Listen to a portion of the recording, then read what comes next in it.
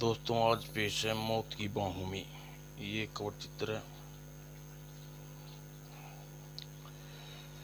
बहुत समय पहले चंदनगढ़ पर सूर्यवंशी राजा भानु प्रताप राज किया करता था। राजा भानु प्रताप सर्व संपन्न थे। उसके राज्य में हर कोई शांति थी, प्रजा सुखी थी। एक दिन जब राजा भानु प्रताप महामंत्री के साथ सलाह मशवरा कर रहे थे, बधाई हो महाराज, महामंत्री गर्भवती हैं, आप बहुत जल्दी पिता बनने वाले हैं। यह खबर सुनकर तुमने हमारा दामन खुशियों से भर दिया दाई माँ। आह, आज वर्षों बाद महाराज की मुराद पूरी हुई है। कितने खुश नजर आ रहे हैं महाराज। कहकर राजा भानु प्रताप ने मोतियों की माला दाई माँ को बख्शीश में दे दी और खुशी खुशी वहां से चली गई। दाई माँ के जाने के बाद महामंत्री जी, आज हम बहुत खुश हैं। जी चाहता है कि हम खुशी सारे महल में हो जाए। निस्संदेह महाराज, आपका दिन ऐसा ही है। और रानी के गर्भवती होने की खबर जंगल की आग की तरह पूरे राज्य में फैल गई। अतः पूरे राज्य में खुशी की दीप मालाएं जलाई जाने लगी। सभी खुश से नाच रहे थे। लेकिन राजा भानु प्रताप का साला संग्राम सिंह अपनी बहन के गर्भवती होने की खबर से परेशान और चिंतित था। मेरे सारे अरमानों पर पानी फिरता नजर आ रहा है। चंद्रगढ़ का वारिस के जन्म ले लिया तो मैं कभी राजा नहीं बन सकता। मुझे कुछ न कुछ करना ही पड़ेगा। तभी उसके मस्तिष्क में एक खतरनाक विचार आया। क्यों न दीदी को विष दे दूं और किसी तरह दीदी के साथ उसकी कोख में पलने वाला बच्चा, मेरा दुश्मन बीमार, मेरे रास्ते से हट जाएगा। और फिर और फिर विचार आते ही उसकी आंखों के सामने महारानी की सेविका चंपा का चेहरा घूमा। यदि चंपा किसी तरह अपने साथ मिला लूं तो मेरा काम सरल हो सकता है। अगले ही पल संग्राम सिंह चंपा के कक्ष में चल दिया। थोड़ी देर बाद, चंपा, हम तुम्हारे पास एक जरूरी काम से आए, हुक्म कीजिए अन्नदाता। चंपा, तुम्हें मेरी दीदी को खाने में विष मिलाना होगा। ये आप क्या कह रहे हैं अन्नदाता? काम पूरा होते ही तुम माला माल कर दूंगा। चंपा से न रहा। आपको यह सोचा भी कैसे लिया? आपकी दीदी स्वरूप, अपनी देवी स्वरूप महारानी को विष दे दूंगी। चंपा का उत्तर सुनकर संग्राम सिंह आग बुबला उठा। यदि अपनी भलाई चाहती है तो मेरा काम मान ले। आप अपनी भलाई सोचिए। जानते हैं, यदि मैंने आपकी असलियत महाराज को बता दी तो आप क्या असर होगा? कहने के साथ ही चंपा द्वार की तरफ बढ़ गई। चंपा का इरादा भागकर संग्राम सिंह सोच में पड़ गया। अब इस मूर्खा का मुंह बंद करना बहुत जरूरी है। और निश्चित ही संग्राम सिंह का विचार विरुद्ध निर्णय में बदल गया। और अगले ही पल, इससे पहले कि तू महाराज को कुछ बताए, तुझे ऊपर पहुंचा देता हूँ। और अगले ही पल खच आ और दूसरे ही पल चंपा का शरीर कटे वृक्ष की तरह नीचे गिर पड़ा। इससे पहले कि कोई मुझे यहाँ देखे, मुझे यहाँ से निकल लेना चाहिए। संग्राम सिंह समय नष्ट किए बिना ये द्वार से लपक गया। लेकिन जैसे ही वह संग्राम सिंह चंपा के कमरे से अब बाहर निकला, वो कमबख्त भी इसी समय आना था और आगंतुक सैनिक निकट पहुंचा। अच्छा हुआ तुम राजवीर, तुम यहाँ मिल गए। आओ, आज जाकर तुम्हें अस्तबल में एक छोटा अच्छा सा घोड़ा लेकर आओ। मगर मुझे महाराज ने चंपा को लाने के लिए आदेश दिया है। बकवास मत करो, मैंने कहा वह करो। जी जी, हुक्म सरकार में भी आया। और कहने के साथ ही राजवीर चला गया। और थोड़ी देर बाद, लीजिए सरकार यह घोड़ा, शाबाश। और अगले ही पल संग्राम सिंह को आता देख गेट पर खड़े सैनिकों ने द्वार खोल दिया। और देखते ही देखते ओह, राजवीर चंपा के कक्ष में दाखिल हुआ। खून खून और फिर खून खून चलाते हुए महाराज के राजमहल के कक्ष तक दौड़ पड़ा। और राजवीर सीधा महाराज के पास पहुंचा। महाराज, चंपा का खून हो गया है, चंपा मर गई है, क्या बकते हो? मैं सच कह रहा हूँ महाराज, चंपा की लाश को देखकर अपनी आंखों से आ रहा हूँ। लेकिन हमने तो तो बहुत पहले तुम्हें चंपा को बुलाने भेजा था। तुम इतनी देर तुमने कहाँ लगा दी? तब राजवीर ने विस्तार से बताया, महाराज, तब तो मैं चंपा को बुलाने के लिए अपने कक्ष मैं उसी कक्ष की तरफ जा रहा था तो रास्ते में संग्राम सिंह मिल गया। उसने मुझे अपने लिए एक घोड़ा लाने को कहा और तब मैं घोड़ा ले आया तो संग्राम सिंह उस पर बैठकर कहीं बाहर चले गए और उसके जाने के बाद जैसे ही चंपा के कक्ष में गया तो मृत अवस्था में पाया। संग्राम सिंह भला वहाँ क्या कर रहा था? संग्राम सिंह को किसी काम से बाहर जाना था तो उसने पहले क्यों नहीं पूछा? और फिर संग्राम सिंह ने तो चंपा का खून नहीं नहीं भला ऐसा क्यों करने लगा? लेकिन फिर भी हम सच्चाई का पता लगाना ही होगा। अगले पल राजवीर से मुखातिब हुआ बोला, तो तुम्हारा मतलब वहाँ पहले से ही पहुँचे किसी ने चंपा का खून किया और साफ बचकर निकल गया? हाँ महाराज, मेरा भी यही ख्याल है। यदि मैं वहाँ थोड़ी देर पहले पहुँच जाता तो तब शायद चंपा बच जाती और अपराधी भी पकड़ा जाता। अब तुम्हारा ख्याल बिल्कुल दुरुस्त है। जाओ, जाकर महामंत्री और सेनापति को कहो हमने याद किया है। जो गया महाराज। और फिर राजवीर महा महामंत्री और दीवान सिंह और सेनापति शेर सिंह के बुलाने के लिए चला गया और राजवीर ने महाराज द्वारा बुलाए जाने की खबर मिलते ही महामंत्री और सेनापति राजकक्ष में पहुंचे। हाँ, हमारे लिए क्या हुक्म है महाराज? जब अब महाराज चंपा की हत्या की जानकारी देते हुए बोले, महामंत्री जी, आप चंपा के दाह संस्कार का प्रबंध कीजिए। योग्य महाराज। महामंत्री जी सिर झुकाए महाराज भानु प्रताप की आज्ञा का पालन करने के लिए कक्ष से बाहर निकल गया और महामंत्री के जाने के पश्चात सेनापति, तुम 4 सैनिकों के साथ जाइए और संग्राम सिंह को ढूंढकर हमारे सामने पेश कीजिए। योग्य महाराज। और सेनापति शेर सिंह महाराज के कक्ष से बाहर निकल गए और कुछ देर बाद लेकिन काफी खोजबीन करने सेनापति शमशेर सिंह संग्राम सिंह नहीं का पता नहीं चला। पता नहीं संग्राम सिंह कहाँ चले गए हैं। हमने राजनगर का चप्पा चप्पा छान मारा परंतु कहीं पता नहीं चला। तत्पश्चात, चलो सिपाहियों, वापस चलो, महाराज को संग्राम सिंह न मिलने की खबर दे दो। जो गया सेनापति। और फिर सेनापति शेर सिंह अपना घोड़ा राजमहल की तरफ दौड़ा दिया और राजमहल पहुंचकर सेनापति अपनी असफलता की जानकारी महाराज को देता हुआ बोला, महाराज, हमें अफसोस है कि हम संग्राम सिंह को आपके सामने पेश न कर सके। क्या वजह है?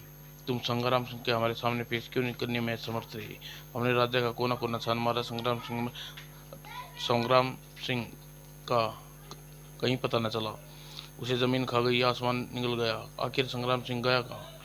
और महाराज इस प्रश्न सुनकर दरबार में गहरी खामोशी छा गई और थोड़ी देर बाद खामोश रहने के बाद महाराज पुनः बोला, हमें संग्राम सिंह हर हालत में चाहिए सेनापति। जब तक चंपा सिंह के खून का पता नहीं चल जाता हमें चैन नहीं आएगा। और संग्राम सिंह ऐसा व्यक्ति है जो चंपा के खूनी का पता लगाने में हमारी मदद कर सकता है। अतः संग्राम सिंह की तलाश जारी रखी जाए। जो आज्ञा महाराज। और उधर संग्राम सिंह अपराध का एहसास से भयभीत संग्राम सिंह छुपता छुपता राजा के दक्षिण में फैले भयानक जंगलों में जा पहुंचा। जल्दबाजी में की गई बेवकूफ मुझे कहां से कहां पहुंचा दिया। मेरी सारी उम्मीदें पर पानी फिर गया है। न जाने कब तक यहाँ भटकना पड़ेगा। रात होने पर इस अंधेरे में आगे बढ़ना खतरनाक खाली हो सकता है। सोता हुआ संग्राम आगे बढ़ा और यह सोच संग्राम सिंह घोड़े पर एक तने से बांध दिया और खुद एक पेड़ पर चढ़ गया और एक उपयुक्त मोटी डाल पर बैठकर सुस्ताने लगा। जल्द ही आंख लग गई और सुबह उसकी आंख खुली। अरे, घोड़ा कहाँ गायब है? और पेड़ से उतरकर संग्राम सिंह ने आसपास की जमीन का निरीक्षण किया है, मगर घोड़ा किसी जंगली जानवर का शिकार बनता तो आसपास खून के धब्बे जरूर नजर आते, लेकिन यहाँ तो कोई निशान नहीं है। इसका मतलब घोड़ा खुलकर स्वयं ही कहीं चला गया। चलो घोड़े से ढूंढने के साथ साथ खाने पीने के लिए भी कुछ ढूंढ लूं, जोर से भूख लगी रही है। और यह सोच संग्राम सिंह एक और बढ़ने लगा। काफी दूर पैदल चलने के बाद संग्राम सिंह का अपने उद्देश्य में सफल न हो सका। आगे अब आगे नहीं चला जा रहा। क्या करूं? जल्दी ही कुछ भोजन पानी न मिला तो यहीं तड़प तड़प के मर जाऊंगा। तभी हाँ, इस योगी को इसकी तपस्या पूरी नहीं करने देंगे। यदि इसकी तपस्या पूरी हुई तो हम लोग इसका कुछ नहीं बिगाड़ सकते। कौन है ये लोग? और थोड़ी देर बाद ओह, ये तो राक्षस मालूम पड़ते हैं। चलो जल्दी पेट भरो और फिर योगी के पास चलो। चलो, यही मौका है। ठीक है, हम देखते हैं कि उस योगी की तपस्या कैसे पूरी होगी। कमबख्तों ने मेरा घोड़ा मारकर खा गए रहे हैं, योगी की तपस्या भंग करने की योजना बना रहे हैं। तभी उसके विचार में संग्राम सिंह के मस्तिष्क में क्रोध गया। अब सुना है योगी कुछ भी कर सकता है। यदि उसे योगी को तपस्या पूरी हो गई तो वह मेरी इच्छा पूर्ण कर सकता है।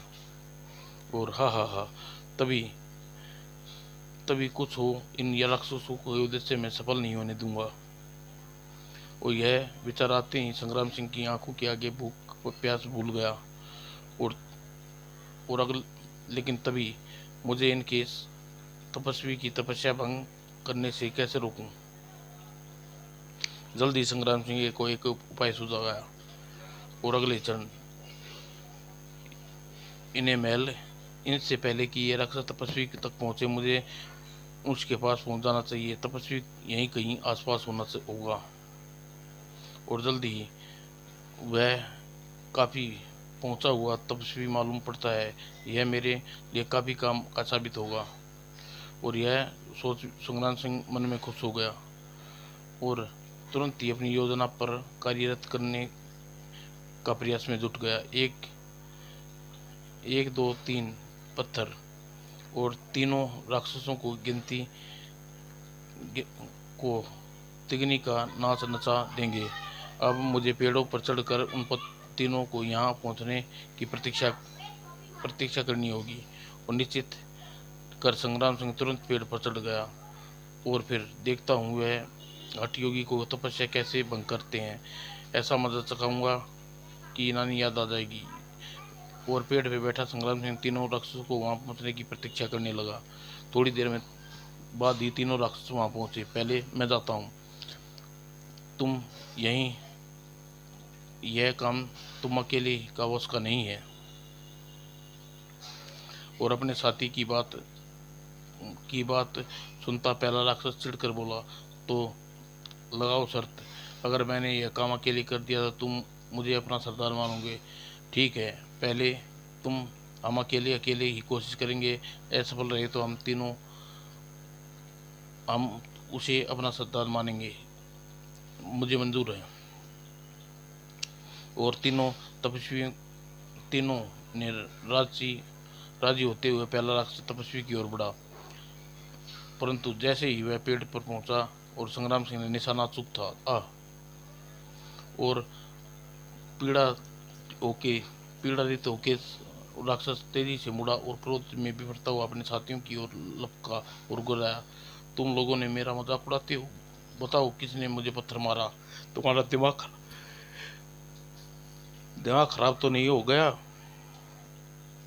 योगी से टकराने की हिम्मत न हुई तो यह नाटक करने लगा तू? ठहर, मैं जाता हूँ। लेकिन जैसे ही वह पेड़ के नीचे पहुंचा, इतना कह राक्षस आगे बढ़ा और अगले ही पल ओह समझा, मेरे साथी ने चाहते इसका सरदार बनूं।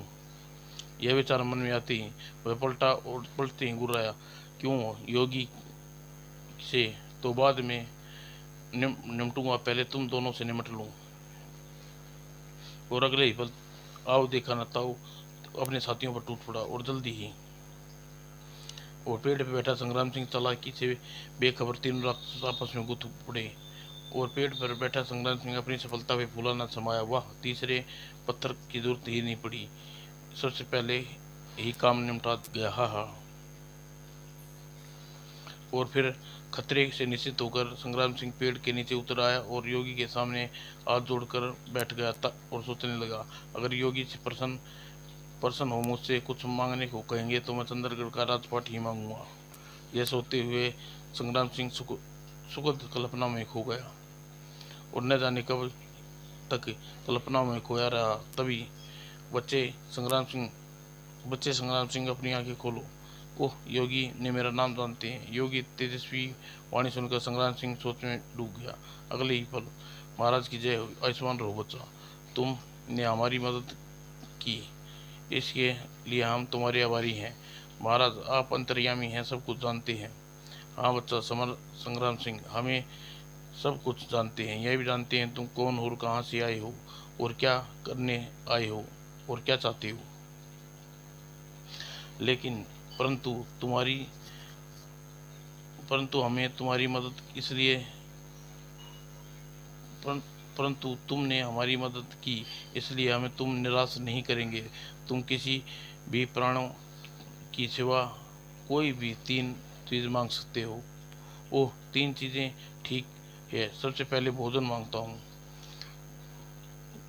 अगले ही पल, महाराज सबसे पहले मेरे को अच्छे से भोजन का इंतजाम कीजिए, बहुत दिनों से भूखा हूँ। और संग्राम सिंह की मांग सुनकर योगी ने झट अपने दोनों हाथ ऊपर आसमान की ओर उठाए फैला दिए और मंत्र बनाने लगा। अगले ही पल नाना प्रकार से स्वादिष्ट भोजनों की थाली और एक पानी का लोटा पानी योगी के हाथों की तरफ बढ़ने लगे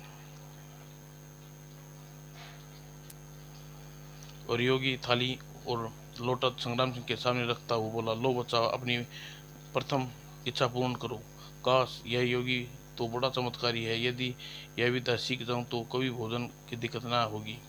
यह सोचते संग्राम पेट भोजन पर टूट पड़ा और जब भोजन से पेट भरने के पश्चात भोजन और जी भरकर पानी पिया और फिर थाली और लोटा अपने आप अदृश्य हो गई। योगी महाराज से बोले, अब अपनी दूसरी इच्छा बताओ। महाराज, मेरी दूसरी इच्छा यह है कि आप मुझे अपना शिष्य बनाकर ये सारी विद्या सिखाएं। तुम्हारी यह इच्छा पूरी नहीं हो सकती बच्चे। तुम जैसे स्वार्थी इंसानों को न तो सिर्फ अपना शिष्य बना सकता हूँ और न ही यह विद्या सिखा सकता हूँ। महाराज, पहले तो आपने बड़े गर्व से कहा था कि जो चाहूँ मांगो, अब अपना वचन भूल रहे हैं। ओह, यह दूर तो मुझे घोर धर्म संकट में डाल रहा है, लेकिन अगर इसे अपनी विद्याएं सिखाई तो अनर्थ हो जाएगा। यह योगी दुविधा में पड़ गया। योगी को सोच में डूबा देख, क्यों महाराज, क्या आप सोचने लगे कि आप योगी लोग इतनी जल्दी अपने वचन से मुकर जाते हैं? साधु समाज की लाज बचाने के लिए हम इस दुर्त को अपना शिष्य बनाना ही पड़ेगा। और फिर ठीक है, हमें तुम्हारी यह इच्छा भी मंजूर है। ये हुई ना बात, अब सुनिए मेरी तीसरी इच्छा। हाँ हाँ, हम सुन रहे हैं। आप मुझे क्रोध आप कभी क्रोध नहीं करेंगे।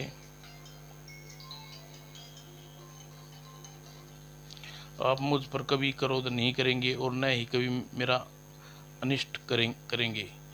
और विवश होकर संग्राम सिंह तीसरी इच्छा भी माननी पड़ी। अब तुम्हारी ये इच्छा भी मंजूर है योगीराज, अब आप सचमुच धन्य हैं। योगीराज, आप सचमुच धन्य हैं। आज मैं मान गया कि आप लोग जो कहते हैं वे पूरा करते हैं। और संग्राम सिंह उसी दिन योगी के साथ रहकर कठोर साधना में लीन हो गया और अपनी लगन और परिश्रम के कारण संग्राम सिंह जल्द से जल्द योग विद्या में माहिर होने लगा। छू मंत्र काली कलंतर छू, ओह गुर्र, जा भस्म हो जा। और अगले पल, हा, मैं योग और तंत्र विद्या में माहिर हो चुका हूँ, जो चाहे कर सकता हूँ, मेरा कुछ नहीं बिगाड़ सकता। हा। और अपनी शक्ति का अभ्यास होते ही संग्राम सिंह खुशी से पागल हो उठा।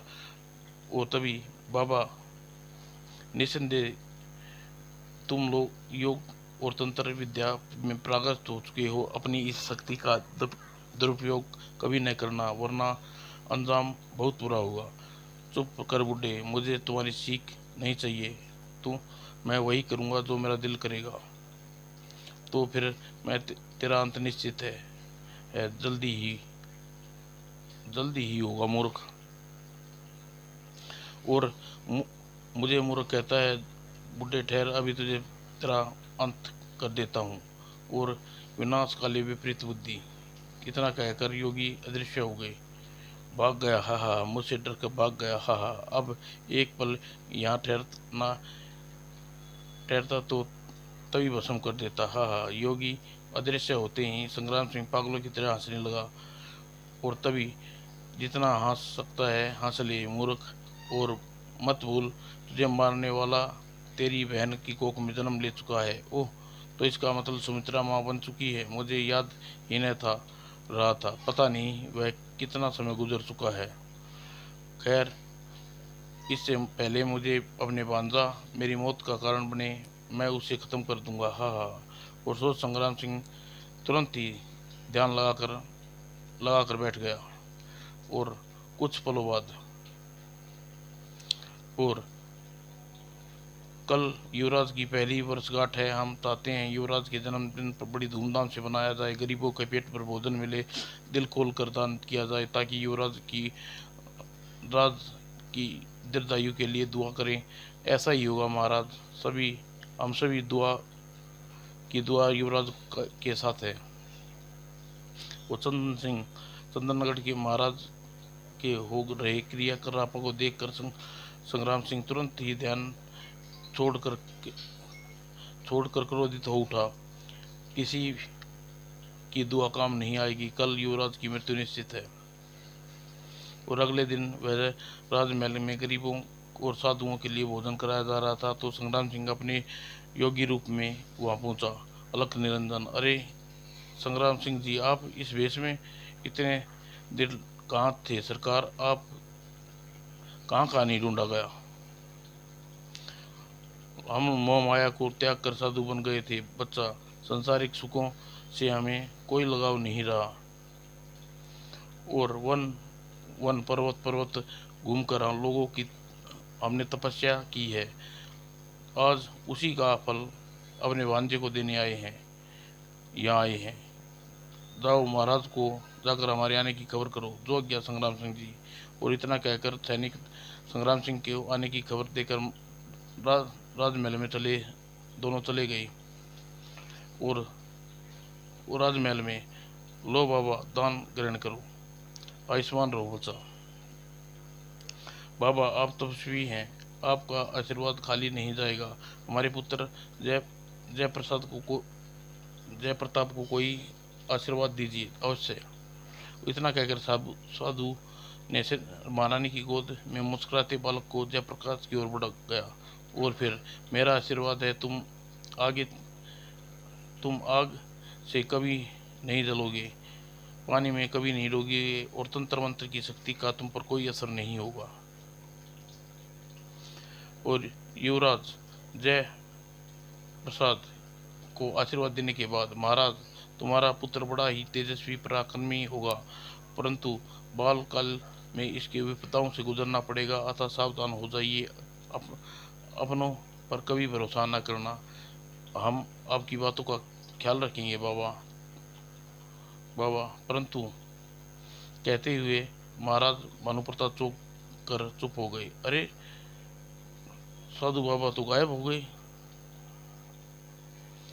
और फिर जरूर ही वह कोई पहुंचा हुआ तपस्वी था, उसका का गलत नहीं हो सकता। अब तब क्या हुआ महाराज? न जाने हमारे पुत्र पर कौन सी मुसीबत आने वाली है। महारानी ने व्याकुल होकर महाराज को सतावना देते हुए बोले, घबराओ नहीं महारानी, हमें कोई अनहोनी नहीं होने देंगे। और परंतु मेरा हृदय बहुत घबरा रहा है। अगर युवराज को कुछ हो गया तो अपनी जान दे दूंगी। और कहते कहते महारानी की आंखें बरस गई। तभी, महाराज की जय हो। कहो क्या सैनिक, क्या बात है सैनिक? महाराज, संग्राम सिंह जी आए हैं, वो आपसे दर्शन करना चाहते हैं। संग्राम सिंह का नाम सुनते ही महाराज की बुट्टी तन गई। और अगले ही पल हमारे दर्शन करने से पहले उसे काल कोठरी के दर्शन करने होंगे। जाओ, हम संग्राम सिंह को गिरफ्तारी का हुक्म देते हैं।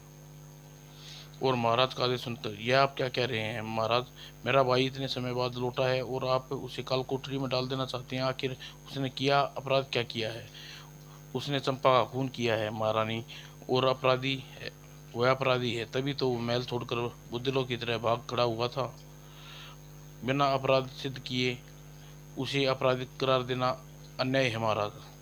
महाराज ने तर्क विरक्त में सुनकर महाराज निरतर्क हो गए। मेरा भाई इतने दिनों बाद लौटा है, अपने भांजे को एक बार देख लेने दीजिए, और आपसे हाथ जोड़ती हूँ। और महारानी ठीक कहती है महाराज, सेनापति अब साधु बन चुके हैं। महाराज संग्राम सिंह अब साधु बन चुके हैं, वे आशीर्वाद देने आए हैं। संग्राम सिंह और साधु? और सैनिक पहरेदार की बात सुनकर महाराज सोच में पड़ गए। और कुछ देर बाद, ठीक है, संग्राम सिंह को ले आओ। जो दी महाराज। और महाराज की आज्ञा लेते ही सैनिक वहां से चला गया। कुछ देर बाद, संग्राम मेरे भाई तू आ गया दीदी। और महारानी भाव विभोर होकर लिपट गई संग्राम सिंह के और भावुक होकर स्वर में बोली, इतने दिनों बाद तू कहाँ रहा और क्या हालत बना रखी है? देख तू अपनी कहाँ चला गया था तू? यह एक लंबी कहानी है दीदी, फिर कभी बताऊंगा। इस समय तो मेरा बस मन भांजे को सीने से लगाने को व्याकुल है। लाओ दीदी, पहले पहले मैं अपने प्यारे भांजे को जी भरकर प्यार कर लूं।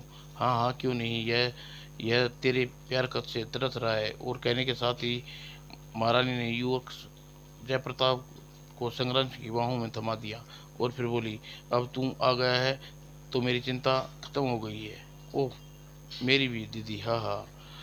और फिर संग्राम सिंह गिरगिट की तरह रंग बदलते हुए बोला, अपनी मौत के लिए, अपनी मौत के इस कारण को अपने हाथों से खत्म कर कर मैं हमेशा हमेशा के लिए निश्चित हो जाऊंगा। हाँ हाँ, क्या मतलब, यह तूने क्या कह रहा है? और संग्राम सिंह शब्द सुनकर महाराज भानु प्रताप एकाक साधु की चेतावनी को ध्यान आ गया। कभी अपनों पर भरोसा मत करना। ओह, यह बात बड़ी भूल हो गई। महाराज संग्राम सिंह पर भरोसा के काबिल है नहीं है, तभी अभी भी वक्त है। अगली पल, मैं बताता हूँ मैं बताता हूँ महारानी, यह दुष्ट युवराज का प्यार करने नहीं, उसकी जान लेने आया है।